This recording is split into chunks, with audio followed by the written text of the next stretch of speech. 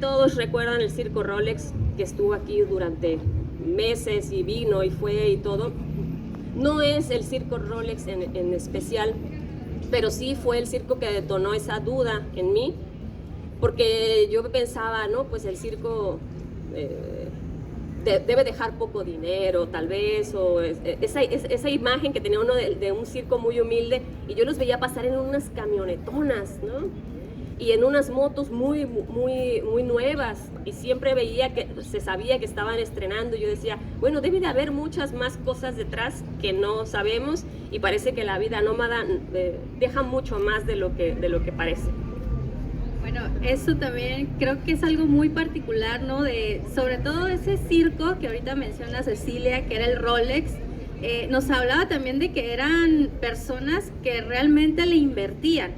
O sea, y por nómada, incluso a mí en un determinado momento llegué a sentir o a comparar también esta vida de los gitanos, porque pues ellos van en caravana, ellos también realizan diferentes actividades, ¿no? Para poder obtener un poco de dinero, y por supuesto pues esta vida tan libre que empiezan a manejar, ¿no?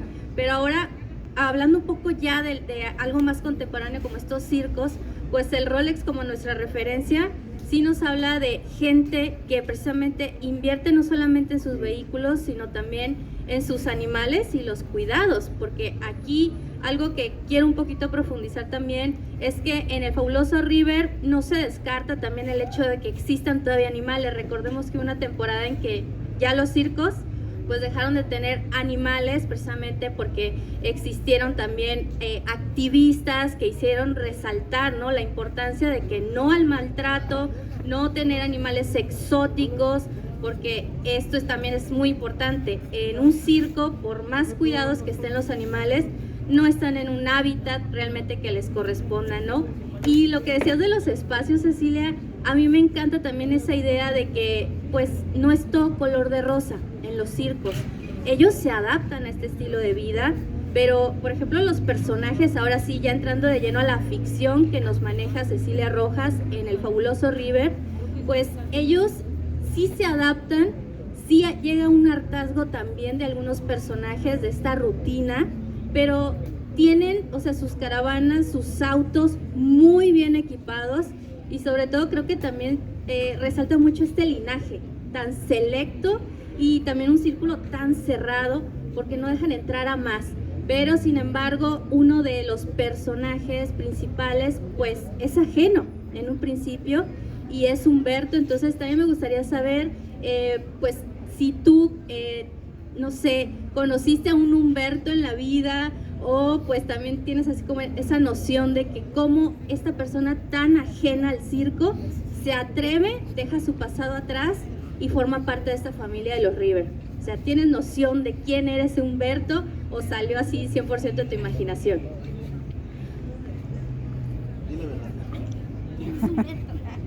En casi todos mis cuentos hay gente que conozco, que conoces, que conocemos, pero creo que muchos de nosotros en algún momento hemos tenido esa curiosidad o esas ganas de irse al circo, ¿no? O sea, por lo menos yo, a lo mejor estoy mal, pero en mi primer libro hay un cuento que se llama El Circo, donde habla de una chava que después de pasar por muchas etapas en su vida, ¡hey, está mi jefe aquí!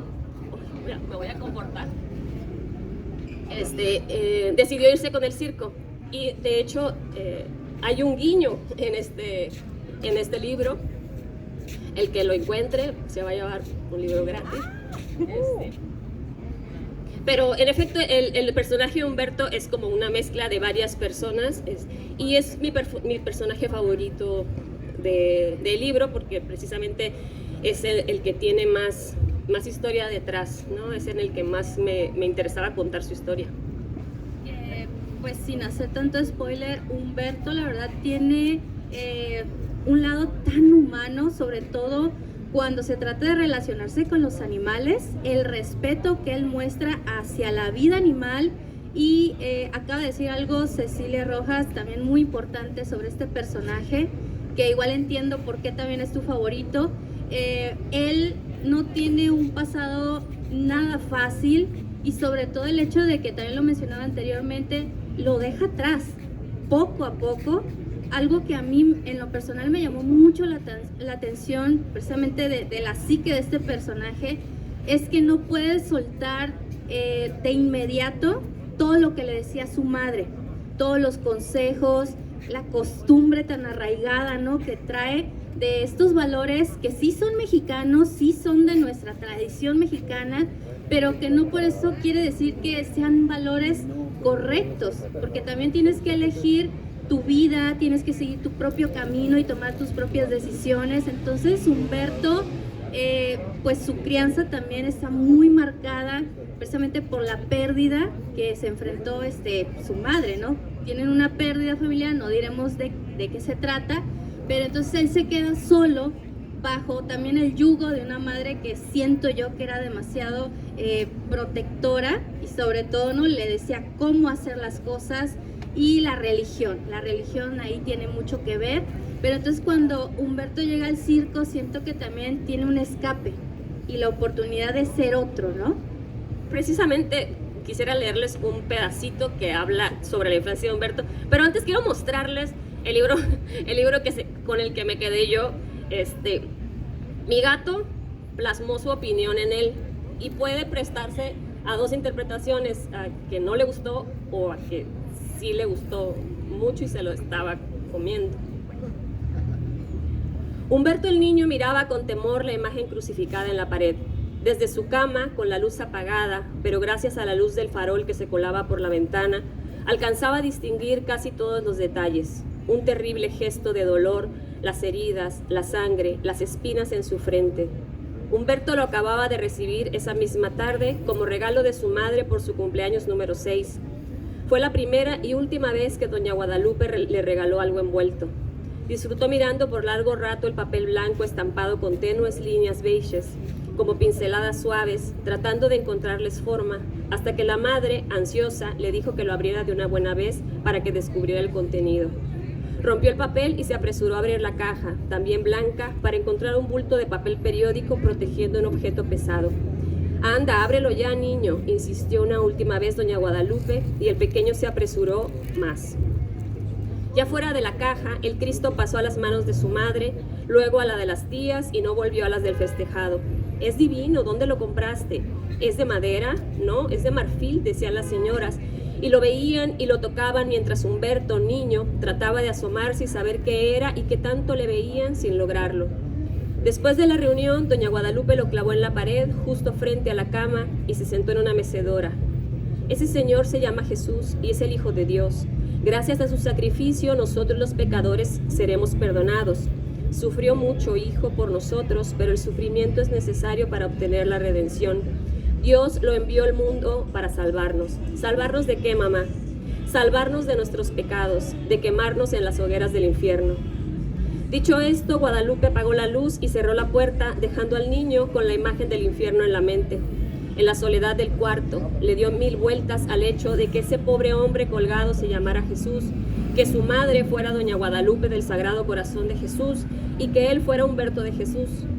Fue hasta que escuchó abrirse la puerta principal y la voz de su padre que se tranquilizó. No sé si recuerdan una escena de Homero y Bart, donde le dice que se tranquilice y se duerma, algo así. Esa sensación que deja precisamente llegar a ese fragmento de la novela es muy aterradora para un niño. Pensemos, o sea, realmente que pues es un obsequio sí familiar, pero la manera en cómo algunas familias a lo mejor tienen ese primer acercamiento a la religión y tal vez, ¿no? O sea, hay otra manera de presentarles la religión, pero casi siempre es el símbolo, casi siempre es el cuerpo. Hay niños que se pueden impactar con el simple hecho de que hay un hombre crucificado y pues ahí lo dejas ver, o sea, se queda solo con la imagen y sobre todo lo de los pecados y el infierno. O sea, estamos hablando de una mente tan jovencita, tan inocente como la de Humberto niño, que así inicia su también. Entonces, terrible. Ay, señora Guadalupe, ¿por qué hizo eso? ¿Qué más te gustaría platicar de los personajes? La historia del circo se centra en la familia, en la cabeza del circo, de dónde viene el circo, cómo... la verdad es que no hice una gran investigación porque no me interesaba tanto retratar fielmente cómo es la familia de un circo, sino más bien lo que yo pensaba que podría suceder y lo que yo habría hecho si yo fuera la matriarca del circo. Pero sí tiene algo real, ¿no? Casi todos los circos vienen así, es como las pizzerías de La Paz, ¿no? Era una familia y los que se fueron peleando fueron saliendo y fueron abriendo sus pizzerías, ¿no? Algo así es con los circos. Y bueno, esta figura del patriarca, del dueño del circo y de cómo él dictaba lo que se hacía y lo que no se hacía. Y es muy curioso que cuando escribí la novela, que fue como en el 2014, yo se la pasé a una persona en la que yo confiaba mucho para tener una primera opinión, que era Marta Piña, la maestra Marta Piña, que fue mi maestra en la universidad. Y ella me dijo, tu libro ya lo vi, se llama Santa Sangre, me dijo. Yo dije, ¿qué es eso? Y me dijo, ¿no has visto películas de Jodorowsky? No sé quién es. Bueno, pues fui a ver Santa Sangre y tuve que eliminar capítulos de mi libro, porque mi libro tenía un funeral de un elefante. O sea, nadie me iba a creer que no me estaba fusilando Santa Sangre. Entonces le quité el elefante. Y después de eso vino el asunto de la prohibición de los animales, y entonces ya me cayó como anillo al dedo, porque ya nada más platicaba del elefante, pero ya no estaba. Eso no quiere decir que lo haya tomado de esa historia, sino que en realidad las historias de los circos, pues bueno, no varían tanto.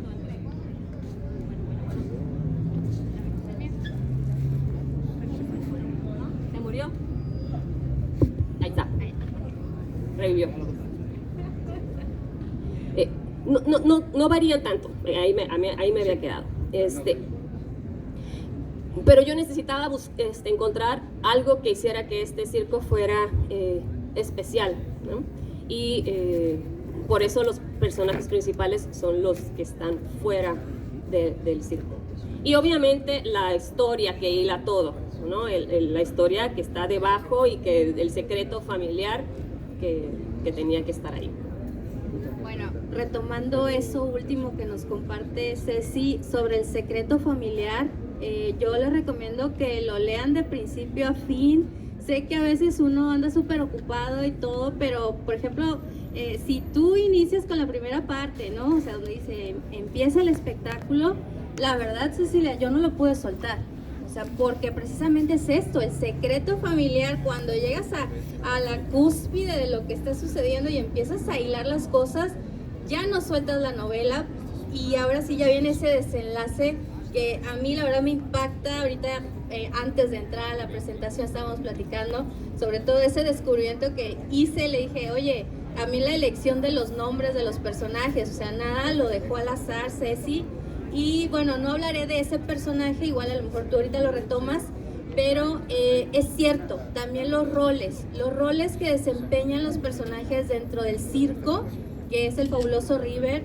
A mí me parece también que ahí hay un yugo paterno, que es Luciano, y él, aunque es un padre amoroso, porque lo dice, o sea, él ama a sus hijos, ama también a sus nietos, sus bisnietos, a toda la comunidad que forman parte, ¿no? de su circo, pues son una familia. Pero también hay una parte que es esa parte oscura, que todos los personajes también tienen sus secretos, y Luciano, sobre todas las cosas, pues aunque sea el pilar y sea el jefe y sea el esposo y sea el padre, el abuelo, etcétera, pues hay una suerte ahí de vicios, ¿no? O sea, no solamente son personajes virtuosos o exitosos, o sea, tienen sus vicios. ¿Y a qué me refiero con esto? Él en particular, pues sí, está casado, obviamente tiene, pues ahora que sí, la voz de mando, pero no es el esposo ideal. O sea, él es infiel y cada tanto te empiezas a encontrar con estas así como flashbacks de lo que fue también su matrimonio y lo que toleró la esposa y lo que toleraron los hijos y etcétera. Entonces es muy puntual Cecilia con estos personajes al retratar precisamente lo crudo de la realidad y los secretos familiares. Por eso ahorita así como que me detonaste todas esas imágenes, porque no la tuvieron fácil los personajes y creo que los que más sufrieron son los que estaban adentro. Entonces, y los que tuvieron a lo mejor una redención o un cambio de vida son los que venían de fuera, como Humberto. Así es. Sí, yo me centro mucho en los personajes que no son de ahí, porque de alguna manera yo no estoy en el circo y el lector seguramente tampoco será alguien del circo. Y otro de los personajes que no es de la familia River es el payaso, que es Jorge Rosas, o Jack Ross, como se puso él, y quisiera leerles un poquito de él. El primer día de clases de Jorge Rosas fue un catálogo de emociones. Empezó con los nervios de camino a la escuela en el autobús, la libreta apretada bajo el brazo, la pluma y el lapicero haciendo juego en el bolsillo de la camisa.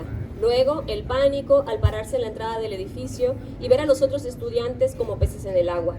Siguieron la ansiedad, la resignación y finalmente, al sentarse en el salón, en la fila de hasta atrás, la autocompasión. Esperaba que la Escuela de Artes Escénicas tuviera un sistema tan maduro como para no aplicar el primer día, como generalmente se hacía, la presentación de cada alumno frente al grupo. A pesar de ser americano de nacimiento, había hablado y escuchado el español en casa toda su vida, y su inglés, aunque gramaticalmente correcto, no dejaba de tener un acento extraño, mexicanizado. Cuando la maestra se presentó y dijo que como primera actividad pasaría uno por uno a contar algo sobre sí mismo, Jorge deseó transparentarse en el acto. Jorge Rosas, dijo la mujer, Rosas con R y no con R, y él se levantó, dio su nombre sin apellidos, su edad, dijo que quería ser actor dramático y se acabó. Se escuchó un aplauso distraído y Jorge regresó a su lugar avergonzado. Pero se fue avergonzando más conforme sus compañeros fueron pasando, haciendo cada vez mejores y más ingeniosos sketches. La autocompasión se convirtió en autoflagelación, pero al cambiar de clase se volvió coraje, actitud que le funcionó mejor, o por lo menos eso creyó en el momento.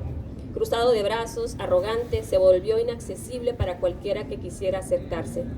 El rector no se quedó en la escuela, sino que llegó con Jorge a la vecindad, en donde le esperaba una comida sorpresa que su familia había planeado para festejarlo y compartir con él el extraordinario logro de haber sido admitido en una escuela que, a pesar de ser de paga, habían tenido que hipotecar la casa para pagarla, solo aceptaba un número reducido de estudiantes y cuyo examen requirió de mucho esfuerzo y talento.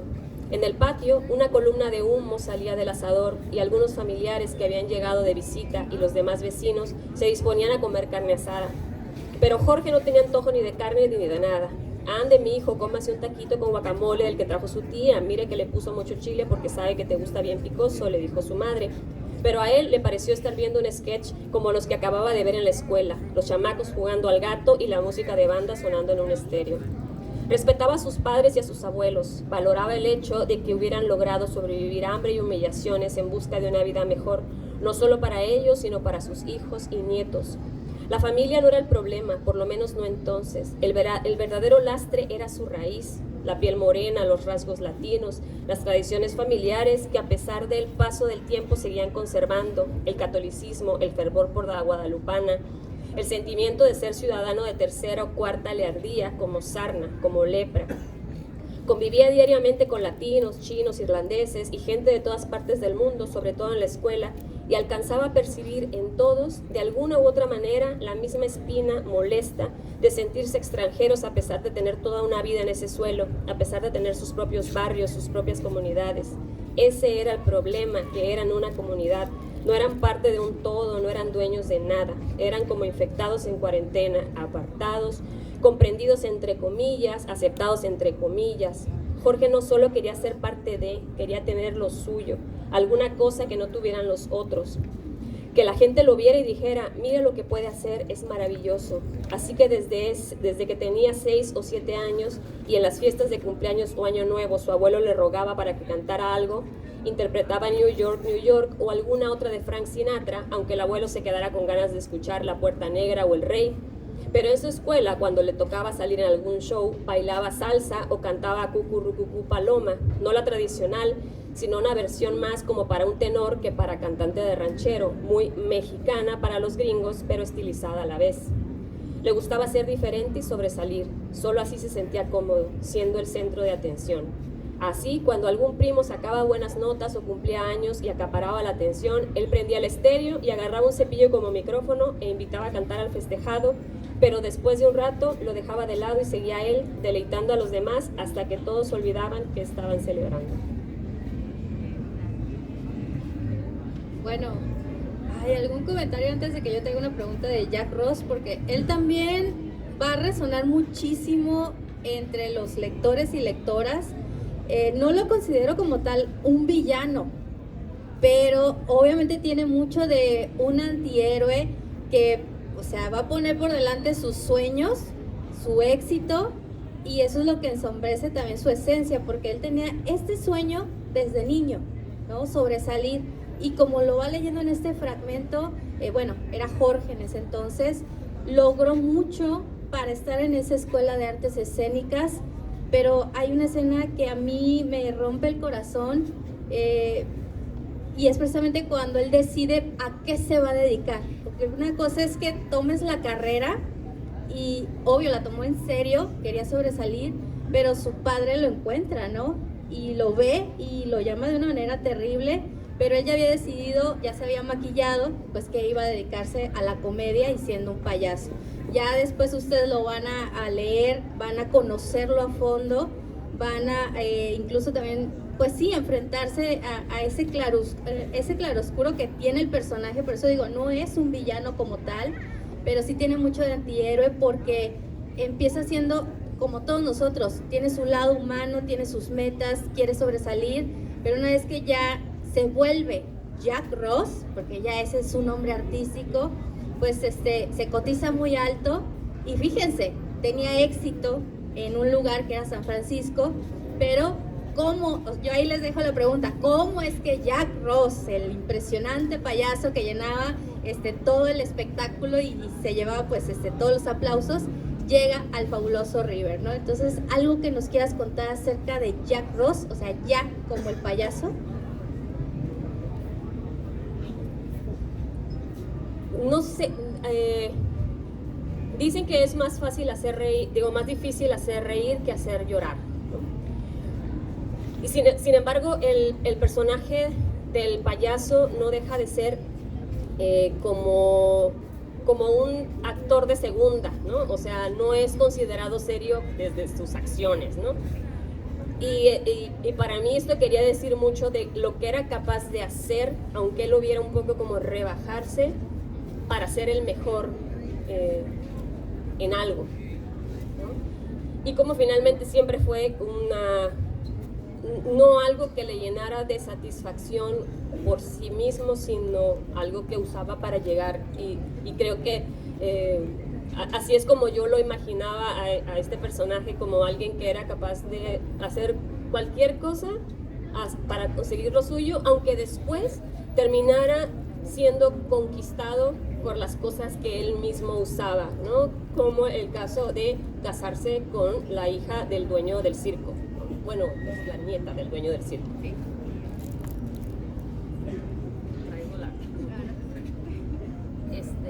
Traigo un poco de tos, lo siento mucho.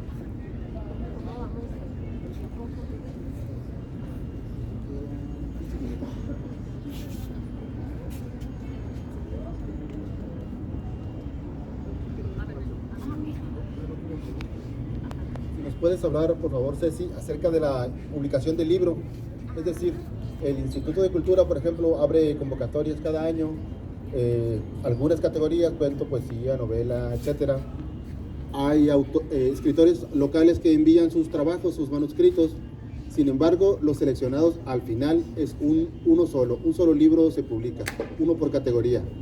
Y obviamente quedan muchos autores que necesitan y requieren sacar su trabajo, darlo a conocer.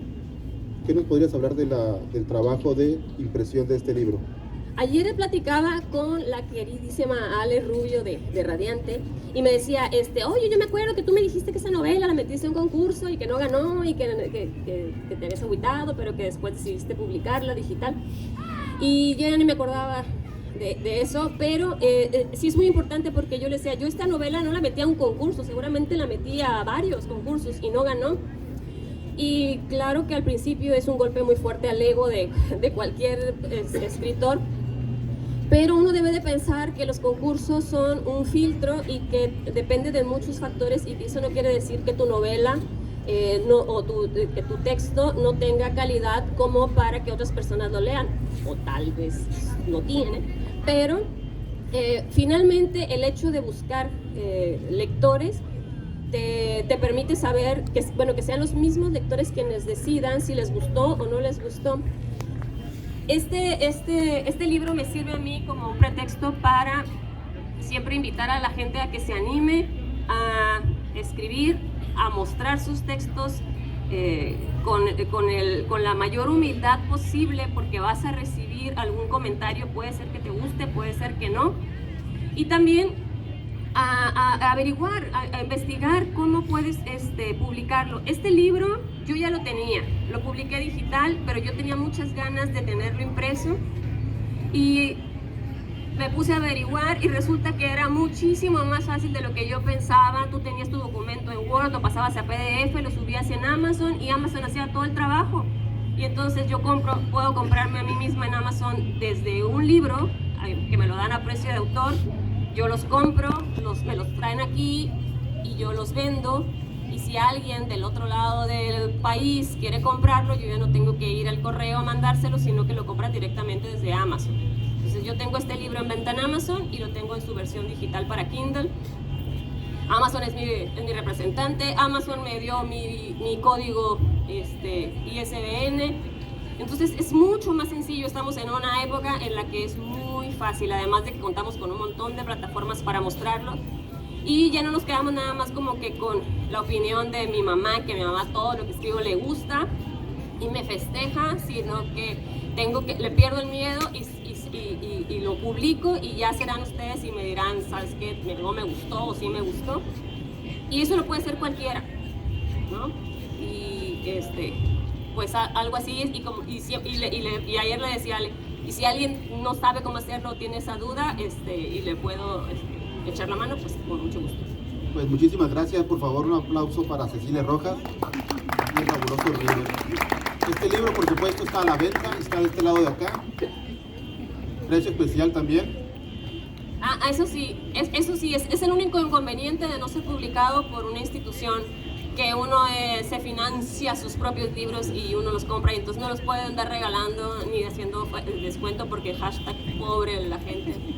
Sí, bueno, el escritor. Y funciona porque además uno manda a imprimir 20 ejemplares, obviamente no los 1000 que se imprimen de manera, por ejemplo, con el instituto, que quedan aguardados en el almacén un par de años mientras se van saliendo, y de esta manera es un poco más fácil. Pues bueno, quiero entregar las constancias de participación de parte del Instituto Sudcaliforniano de Cultura y de la Dirección de Cultura Municipal a Cecilia Rojas García por su participación en la Feria del Libro La Paz 2023. Muchísimas gracias, Ceci.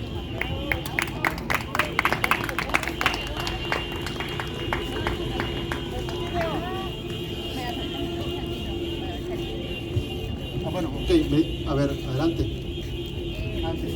Bueno, ahorita que ya se alborotó todo el público allá con los sonidos,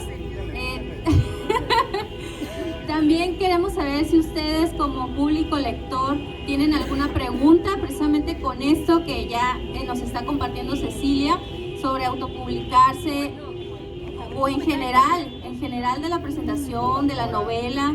Pues ahorita es cuando